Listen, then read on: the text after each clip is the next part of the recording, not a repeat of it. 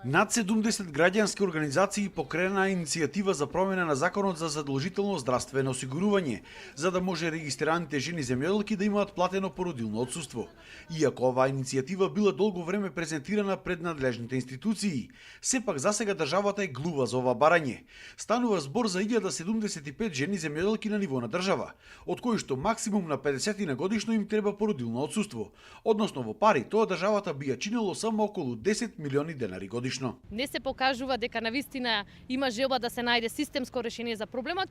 Крајно време е сите граѓански организации заедно да понудиме предлог решение за законска измена. Ние бараме висина на 18.000 денари, односно висина на минимална плата, која што се одействува на Конвенцијата 183 од Меѓународната организација на труд, каде што е потписничка и Република Македонија. Со тоа што законот не ги препознавал овие жени како работнички, се кршел уставот и тие биле дискриминирани. Ние поднесовме и представка до Комисијата за спречување и заштита од дискриминација, нели со индикации дека постои дискриминација, го чекаме мислењето, се надеваме до крајот на годината дека и тоа мислење ќе го добиеме и доколку комисијата утврди дека се работи за дискриминација, тој е уште еден показател дека овие министерства навистина треба да се зафатат за промена на Законот за здравствено осигурување. Жените земјоделки велат дека доколку добијат платено породилно отсуство, ќе се зголемил и нивниот број. Земјоделките треба да го имаат ова право и сум мајка на женско дете и тоа сакам да ги имаат истите права како сите